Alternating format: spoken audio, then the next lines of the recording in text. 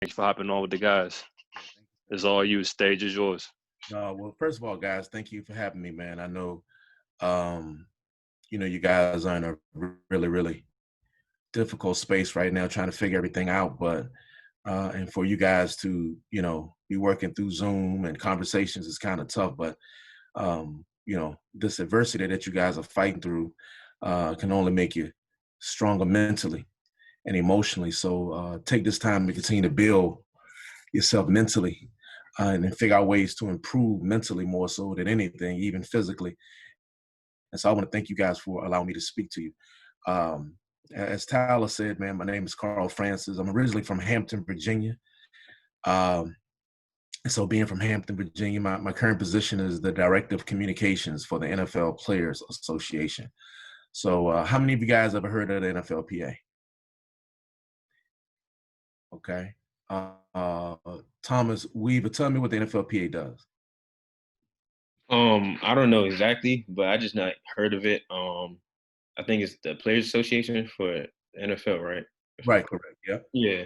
So I'm pretty sure like they probably talk about, the ins and out of being a player in the league and so on and so forth. Right. What about you, Nathaniel? What have you heard that the NFLPA? Tell me anything you've heard about it.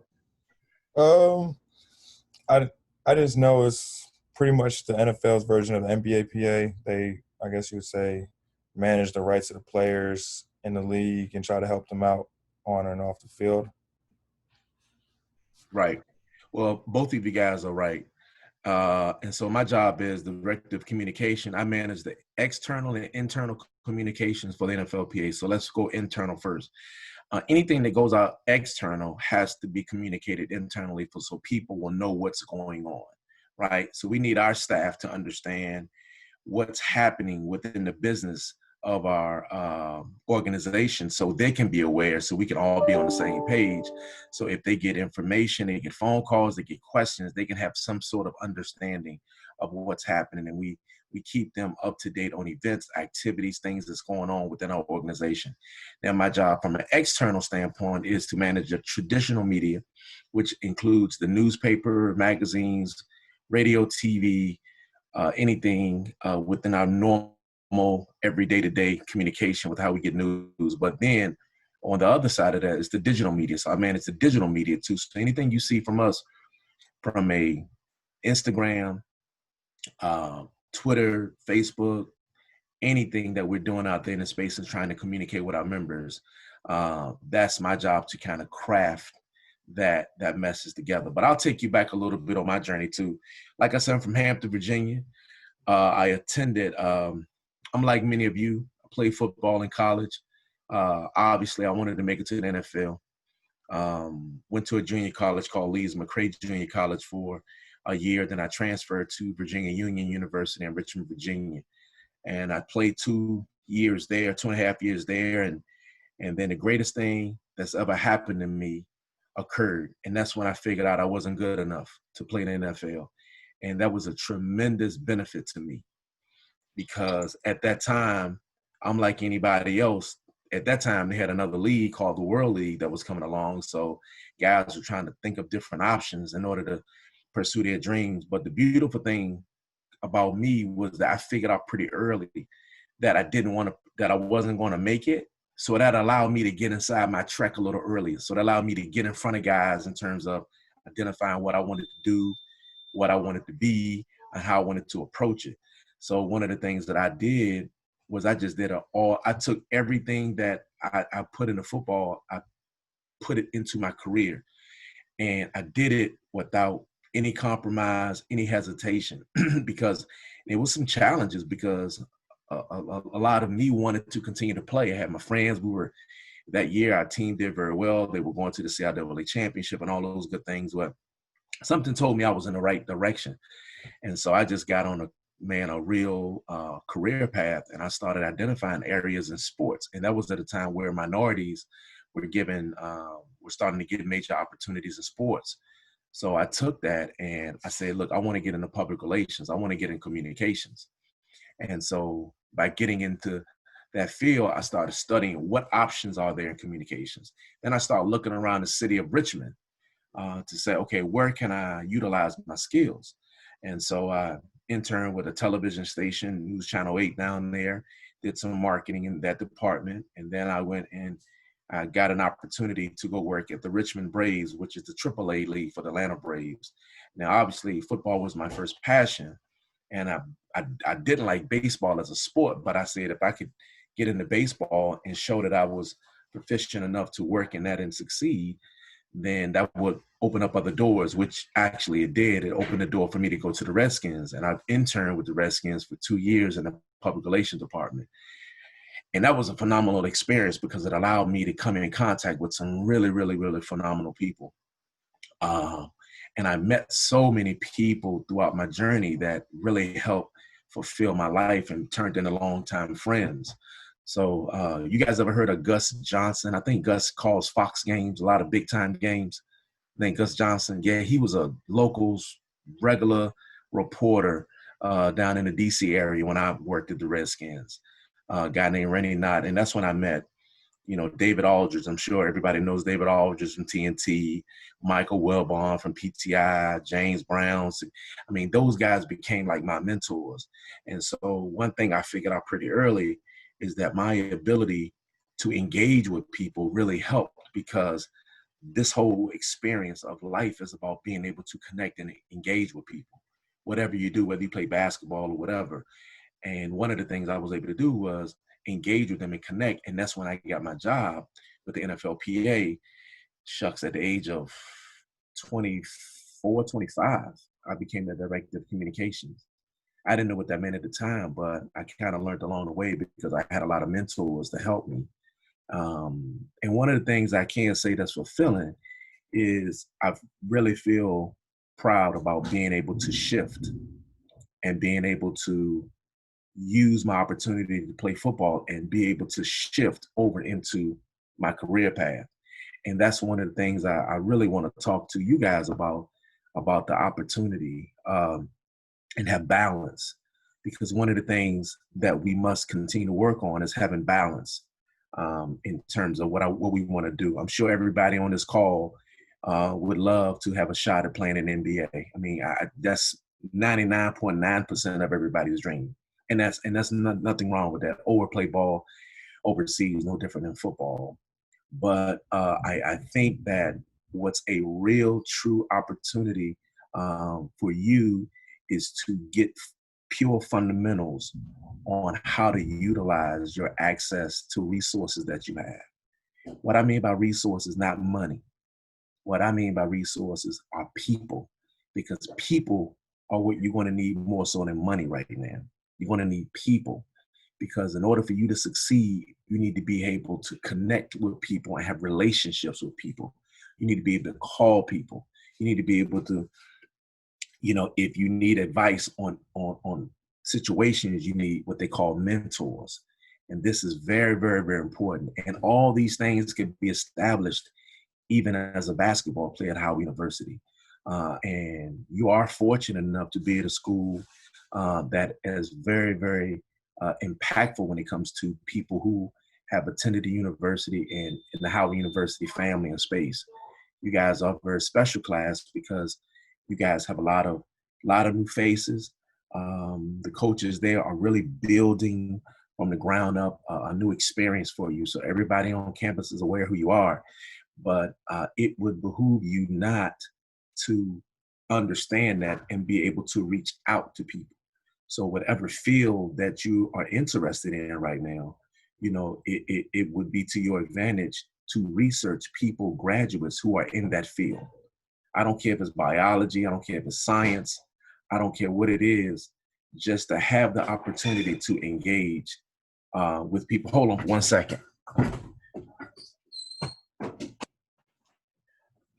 Just to have the opportunity to engage with people is important for you guys in whatever field you do.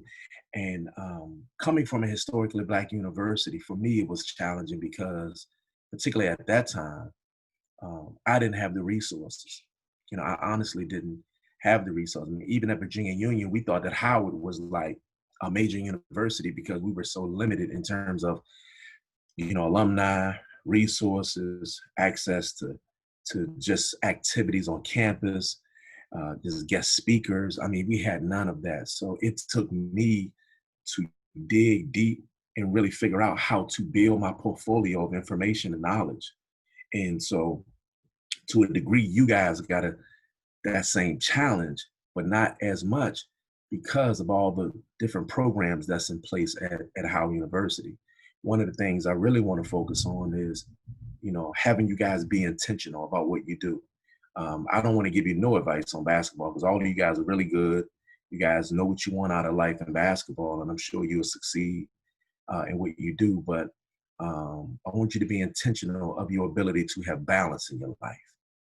And that balance will take place when you identify, I want to be a good basketball player, but also there's this other side that I want to take advantage of when it comes to what's my next move after basketball. Because my thing was, I never wanted to cross the stage and not have a plan.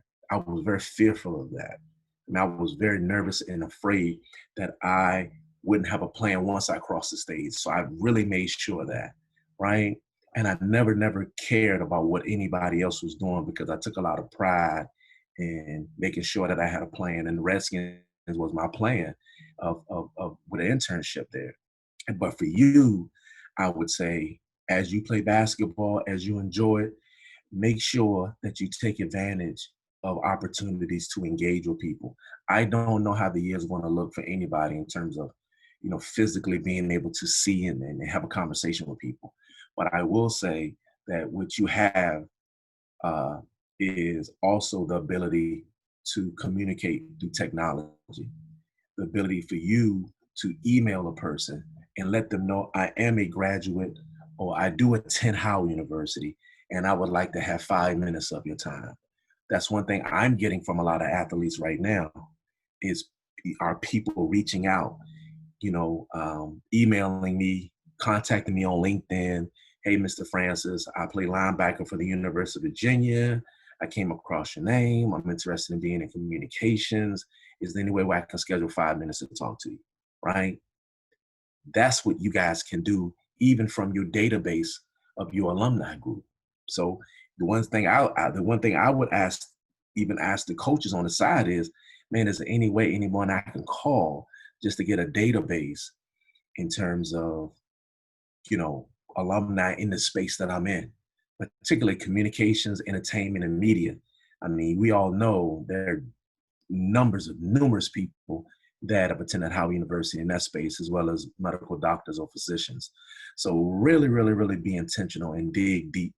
And as we always say, the biggest obstacle in adjusting to college is time management. And that's going to be a tough struggle, but you don't have to start when school starts. You can start today and be engaged, have a plan, because having that balance is what's going to give you an opportunity to really reap the benefits of what Howard is going to provide for you. Because listen, if you go to Howard University, you play basketball, and you graduate, and you haven't spoke to anybody, you haven't had conversations with people, you haven't said hello, you haven't let anyone know who you are, what you do, you've really wasted 2, 3, 4 years of your time in college, even with a degree, because you still have to make the degree work for you. Because one of the things that folks in the business of hiring don't like is for you to step on the scene and say, hey, my name is Carl Francis. I play basketball for Howard University. Can you help me? I think, and I don't know how the season is going to go. I don't think it's going to stay like this for you. But when it starts revving up at some point in the near future, you having those opportunities to engage, identify people. When you meet people, when you have instructions, when you have contacts with people, these Zoom calls, right? Do you get information to follow up with people when they speak, when you're interested in a profession or area they're in? Like, do you ask for the name, the number, and the contact information to schedule a Zoom call with them individually to say, hey, Mr. Francis, not me personally, I'm just saying, because I know you guys had a lot of people on call, which has been beautiful. but an opportunity for you to have side conversations, because this is really a truly great opportunity. Despite, I know you guys are young, you guys are in a difficult space of, being disappointed about the season, but basketball will resume. That's going to resume. But what you don't want is to come out of this without a game plan for your life, right? Some of y'all gonna play balls overseas. Some people may play in the NBA. I don't care. That really don't even matter really. But are you gonna come out of this quarantine with a plan of opportunities for you when you finish, when you get into basketball, when you have a plan in place? And that's what I wanted to make sure when I started playing football, those things were in place, and it kind of saved me. Obviously, I didn't go through a quarantine and pandemic, but man, when I finally figured out I was not good enough, right?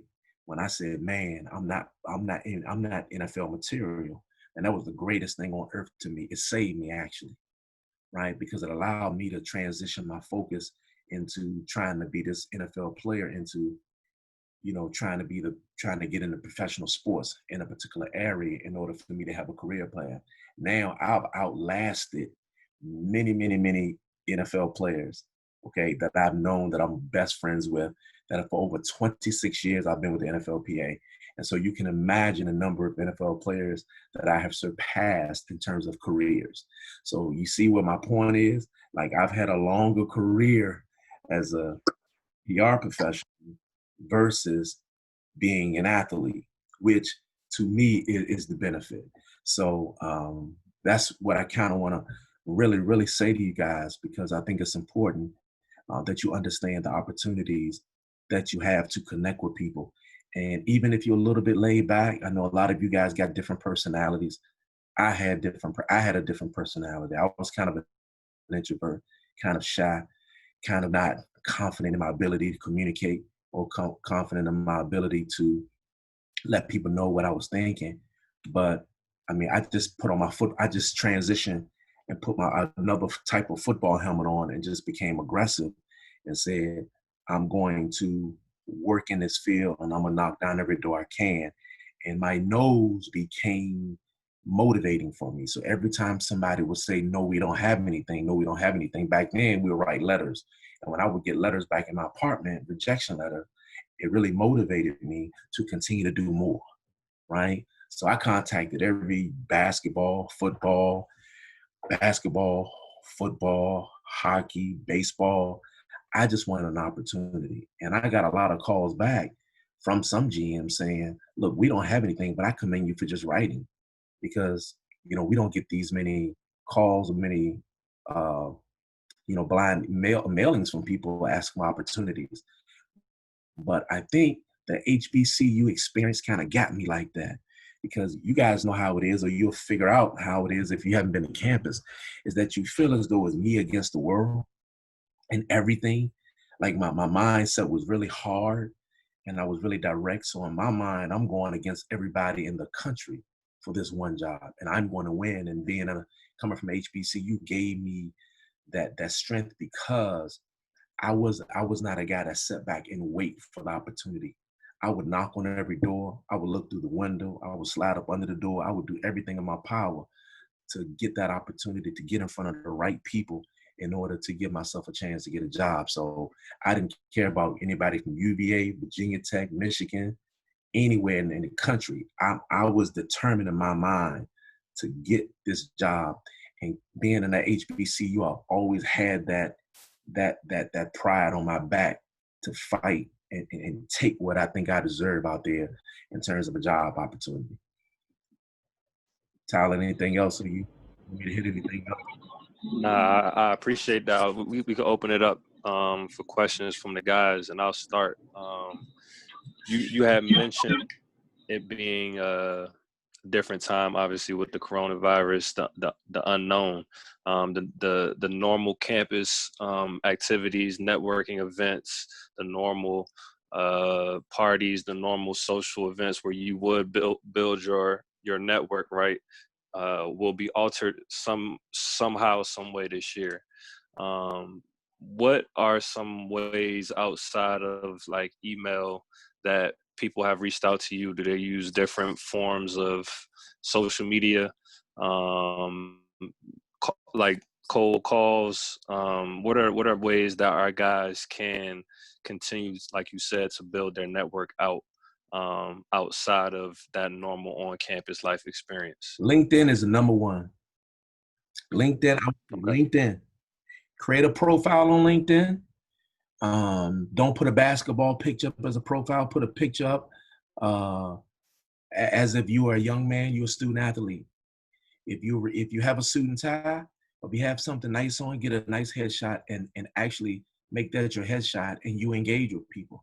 You can actually search for areas. You can search for Howard graduates or Howard University computer specialists. Type in, and everyone from Howard is a part of that. Or if you want to look at people in different industries, that's the way you do it. And let them know. And let them know when you reach out to them. Let them know my name is Carl Francis. I'm a basketball player. I'm a current basketball player at Howard University.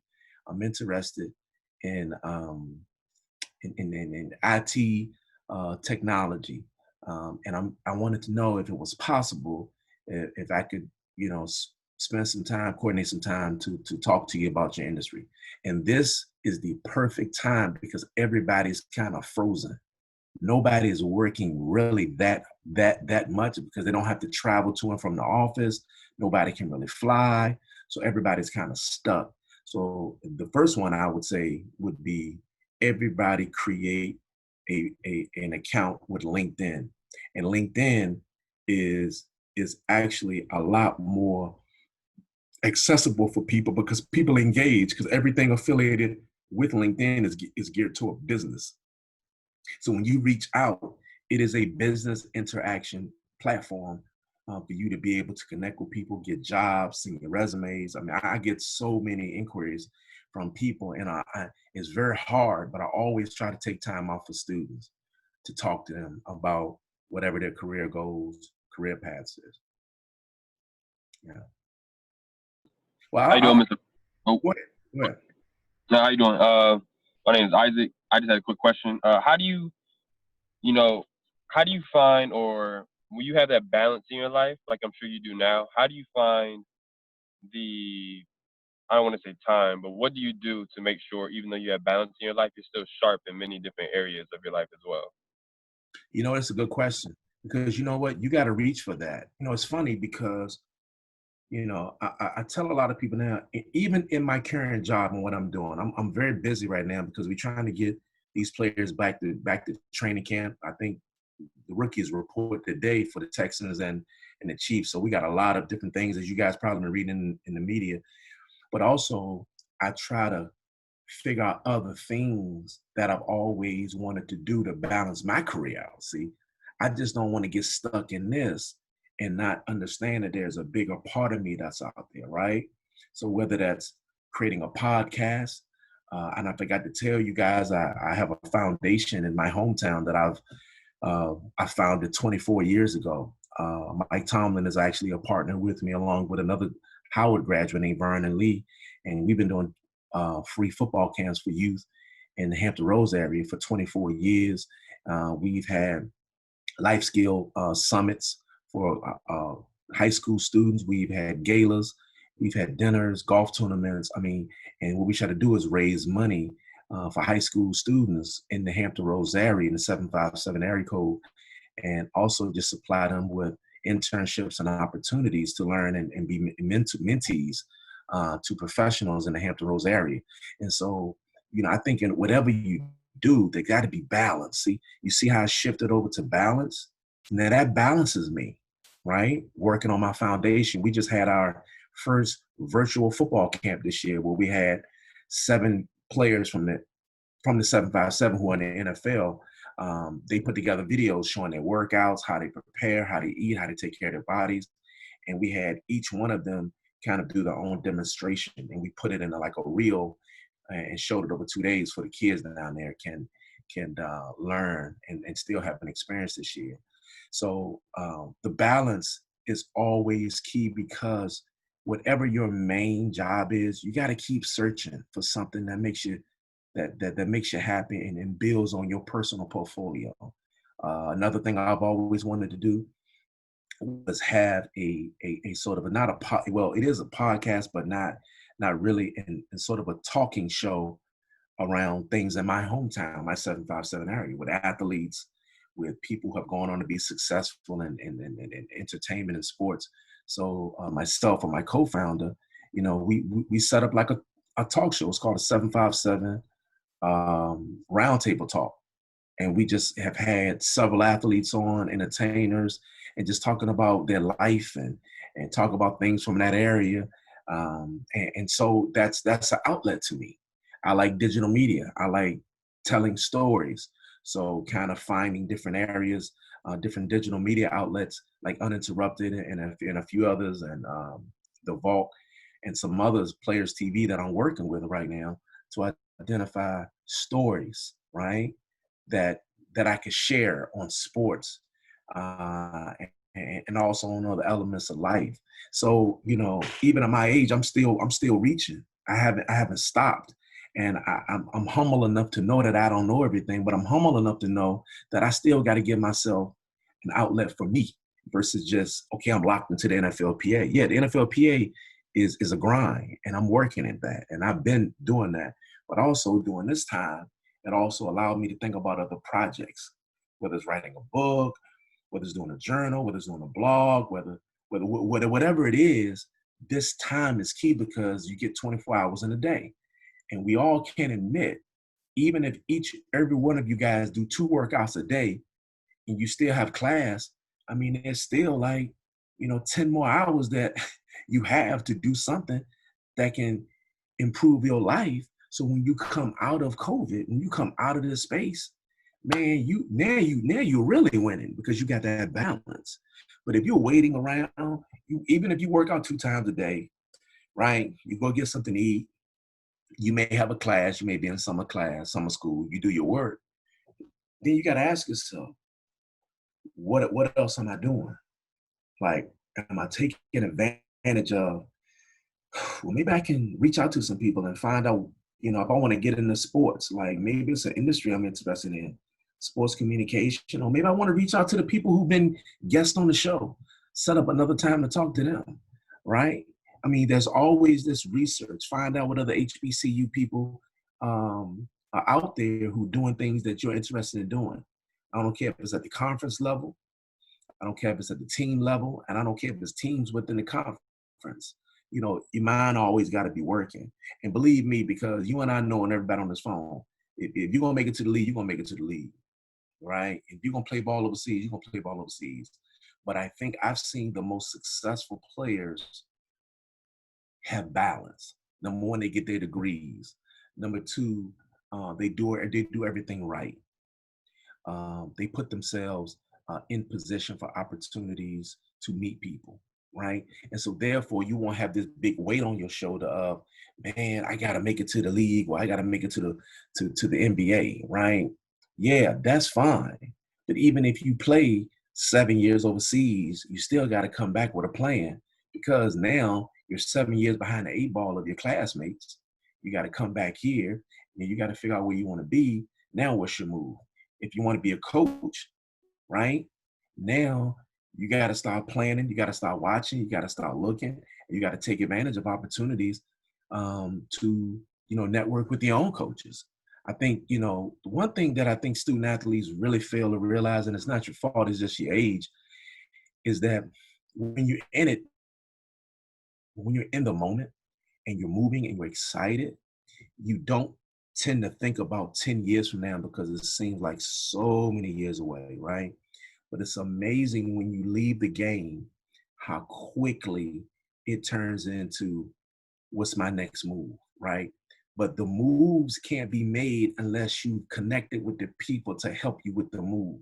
Because nobody on this phone can make it, nobody on this call can succeed without the help of somebody. Nobody. I don't care who it is. I don't care what school you went to. And you're going to need somebody to pick up that call, that phone, and say, hey, can I, can you help me?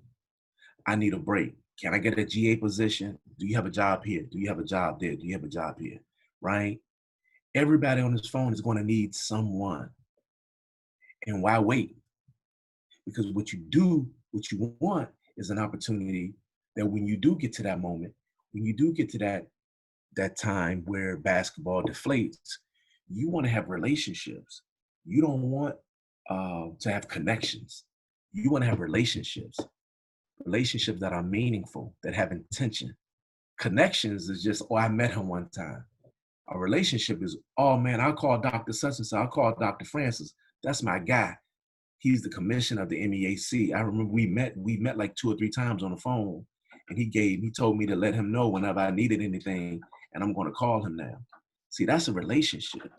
You don't want to start those relationships when you leave the game, and then all of a sudden you want to turn it around and say, hey, my name is Carl Francis. I just finished up at Howard University. Can I talk to you for a minute?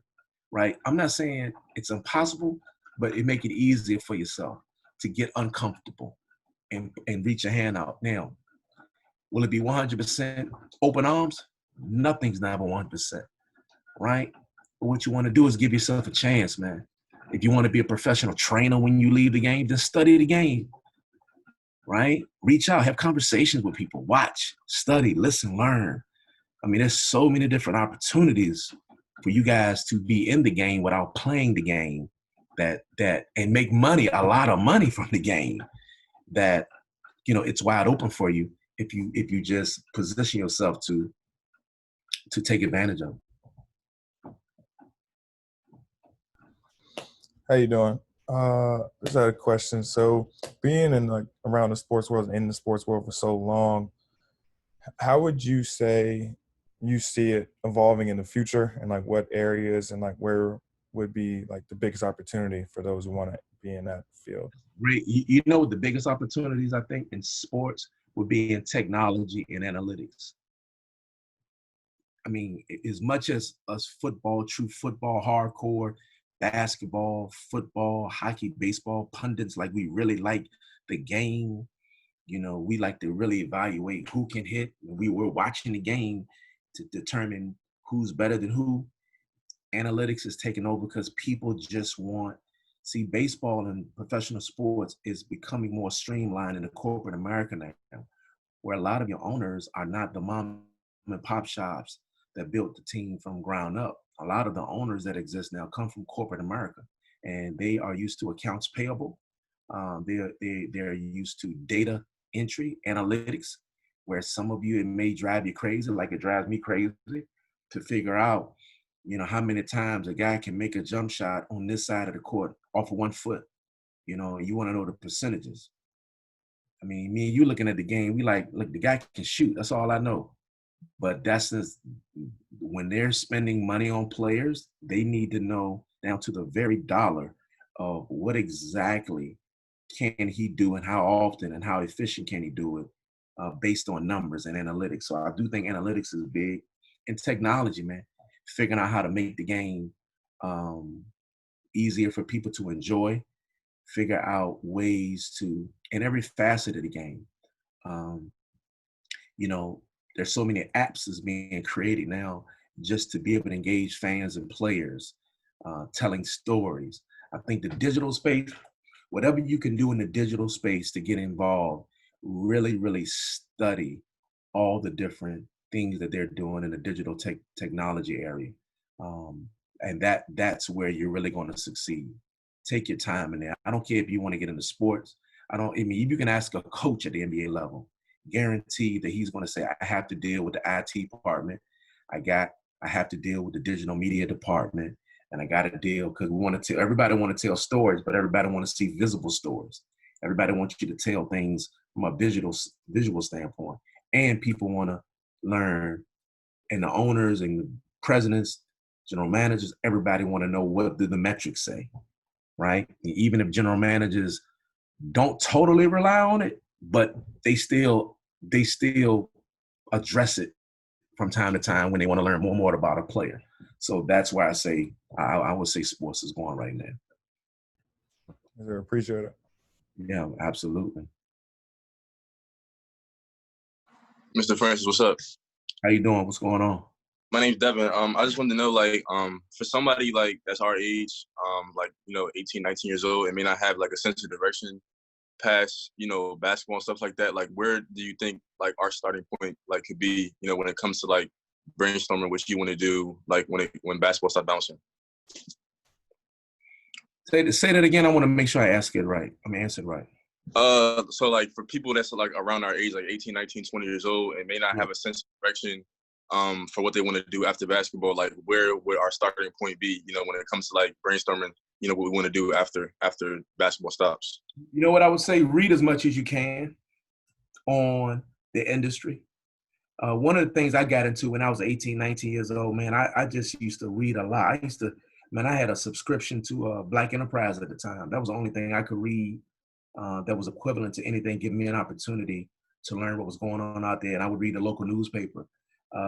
If there were big stories around business or whatever, I would just read all the business sections. But I would explore, man, just explore as much as you can. Stay on that internet, read CNN. And when you go read companies like Fast Company, right? Or Tech World, and find, because there are a lot of stories that are in those publications get around sports that can give you ideas. A lot of you guys are brilliant already, because I'm sure a lot of you guys are very, very heavy on social media.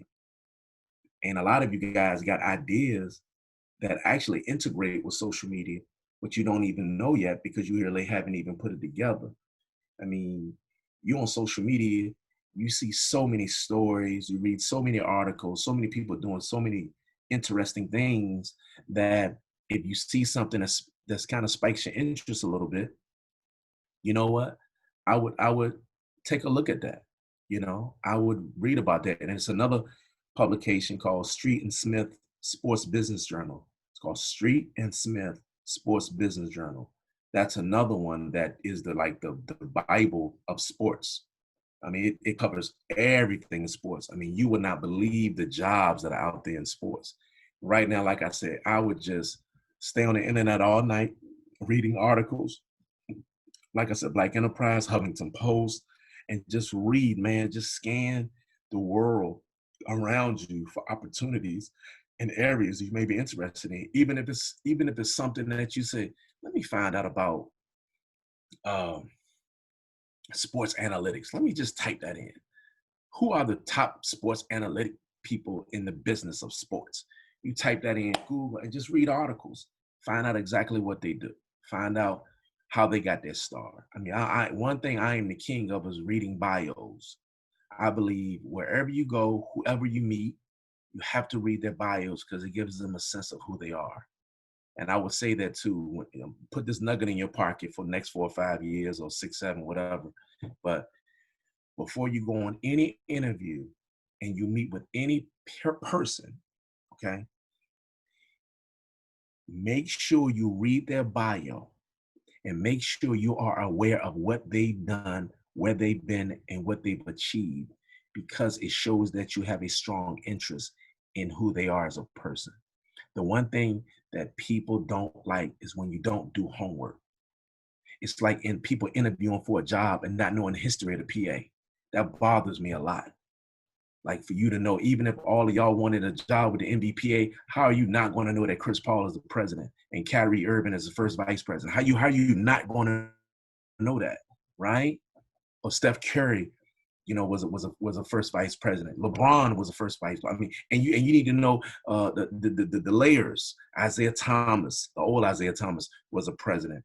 Patrick Ewing was a president. Alonzo Mourning. Like, if you go there, you got to know that, right? So whatever job you get, don't ever go into that job without researching about the person, right? I'm not saying you got to know everybody, because sometimes you may interview in front of 2, 3, 4, 5 people, and that's cool.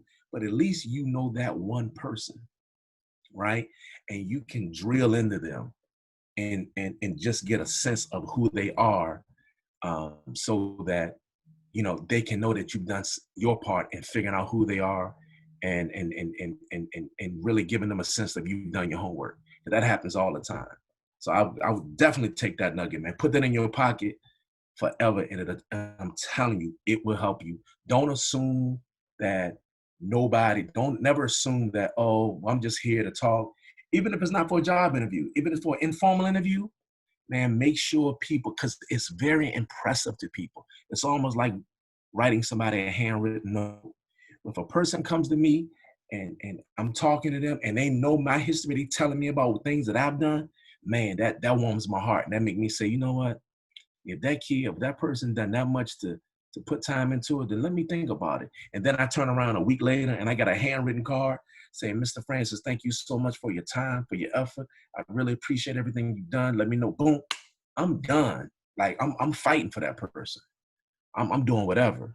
I mean, I teach a class also in the spring at Georgetown University. I'm an adjunct professor in sports communications and public relations. And I talk to them about that. And it's a master's class.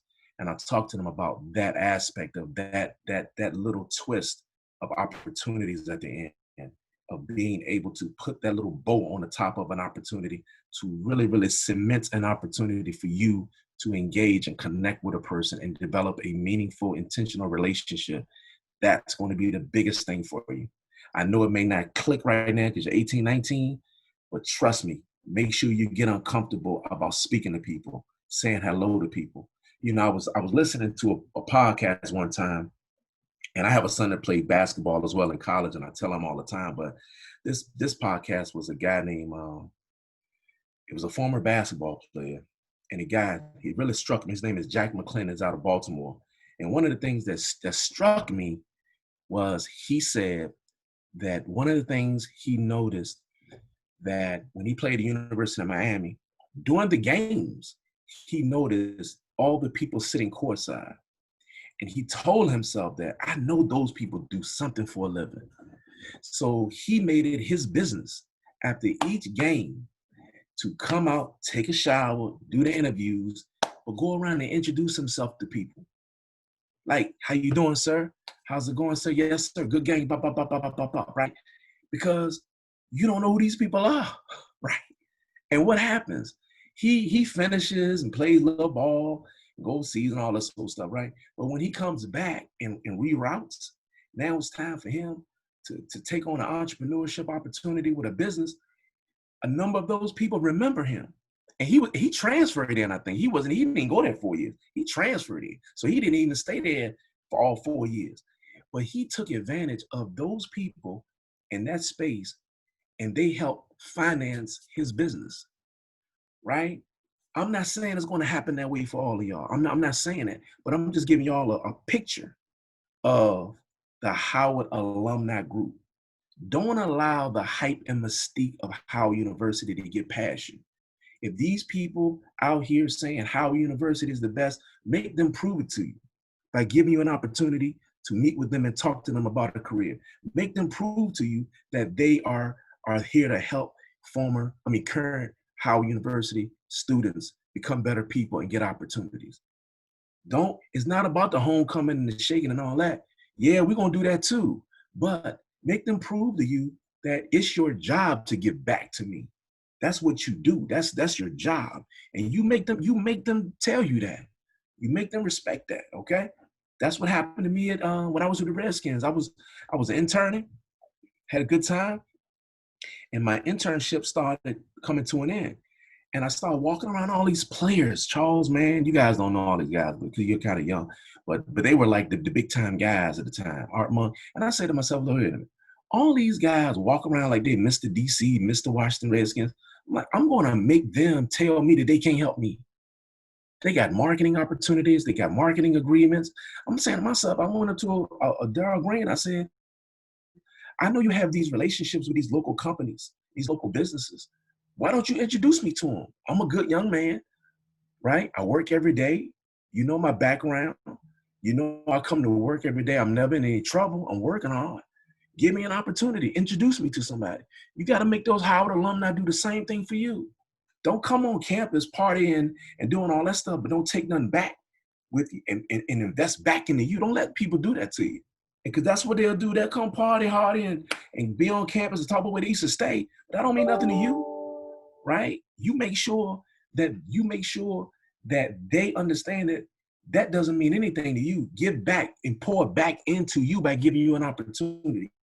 Whether it's a simple phone call like this, or whether it's a just, hey, be engaged, be inspired, do what you do. But I would advise you guys now, somebody asked the question as we speak, man, do as much homework as you can on Howard University alumni. Find out what they do, how they do, when they do. Make that your hobby.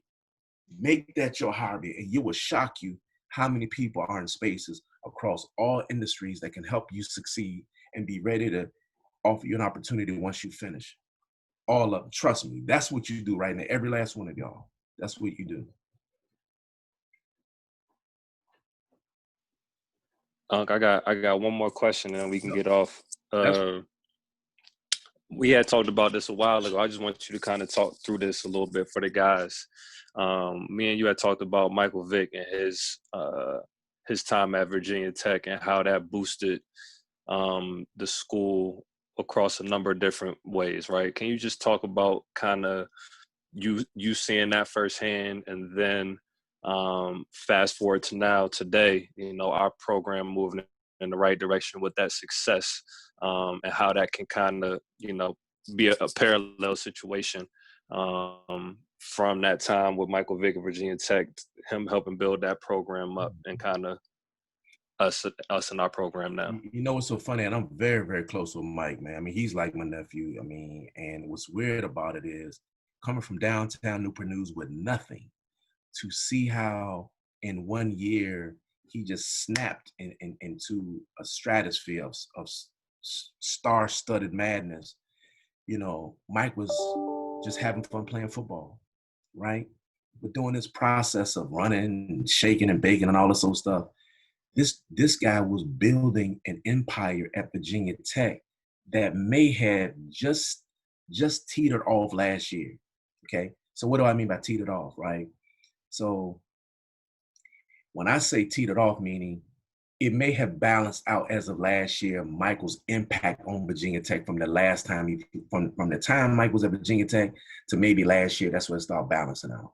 And I don't even think Mike understood, and most of them don't, the power that they build from what they do. And this is probably more than anybody, between him and Allen Iverson, just the culture, even more than Allen, I think, just the culture of what Michael Vick has done. So they had did a write-up one time and talked about the money that he generated just by playing football, right? Because what happens is everybody want to buy a Michael, like people go to Howard and want to buy a Virginia Tech jersey, right? Now all the college students want to go to Virginia Tech. So what does that do? That increase applications. So application fees now, right? Now that also increase people who want to go. So the people that apply and get in, right? Now they got to pay tuition, right? Now all the parking that every game is sold out because they want to see Superman, right? Now all the boxes are sold, all the stadium suites are sold, right? Now when they go to bowl games, they can set up tour buses, like they can set up packages for the fans who want to go. So they make money off of that. So in 1 year, in 2 years of Michael being there, he may have generated $50 million for Virginia Tech, right? And what I mean by extending it, because Michael Vick went to Virginia Tech, people from California to Buffalo to Texas and Florida wanted to go to Virginia Tech just to say, I went to the school that Michael Vick played for. Football players, as of 2 years ago, were still committing to Virginia Tech because they said, I want to go where he played, Mike Vick, Superman. I mean, and that's when I want to say that added on connection to Michael Vick and the amount of money that he generated for the school. Flipping to you guys, what the coaches and the administration is trying to do for you can be the same setup. Because right now, I do look at you guys as a unique class. You're really the first class. And you have a chance now to really establish a legacy that's far beyond when you're ever going to be there, right? Don't be afraid of that either, okay? Don't be afraid of that, because that's what's going to give you all the opportunities that you need in order to succeed. Regardless of football, regardless of basketball, it don't matter. Like, I'm just telling y'all, man, that pro basketball stuff is cool. Go for it, do what you do, but man, don't sweat it if you don't make it. Like, this world is so full of opportunity, man, dreams, money, everything that you want to succeed in life, without putting it all into this little circle that millions and millions of people are trying to get in, and everybody hanging out on the friends talking about, "It's my time yet," right? Where it's a whole opportunity over here for you, and now you can establish that with this class. And with this class at Howard University, when you guys win the MEAC championship this year, because I do believe there will be a season at some point this season, when you guys win the MEAC championship and you go to the March Madness tournament, man, watch what y'all do for the university. Watch they're going to be more Howard shirts sold. Okay, now everybody gonna claim the real HU and all of those stuff. They're gonna come out there jocking you guys. They're gonna travel with you guys. You're gonna see Puff on courtside. I'm just telling you, and that's gonna be because of y'all. Don't be afraid of it though. Okay, don't be hesitant of the opportunity. Embrace it. Take advantage of it. You got to see it, vision it. Okay, see it. And you guys can take advantage of that, and don't be afraid of being the class that establishes Howard from a national perspective. Don't be afraid of that, of college basketball, because you guys will. When you guys win this thing, and you win everything, the MEAC, and then you go and you win a couple of rounds in the NCAA championships, watch what happens at Howard University. Watch. President starts showing up at the games courtside. Everybody want to be a part of it, but that's okay. Because that's why the coaches got this special group of guys together, because y'all are the ones that can do it. Don't be afraid. Don't blink at it. If it takes you guys working together, getting up extra shots, or doing something different to help you become there, man, don't be afraid of it. Do it, because it's right there for the taking, man. Thank you. Thank you. Fellas, we appreciate it. Anybody got any other questions before we get off? Could you put your contact information in the chat for us? Yeah. Yes, sir. Will do.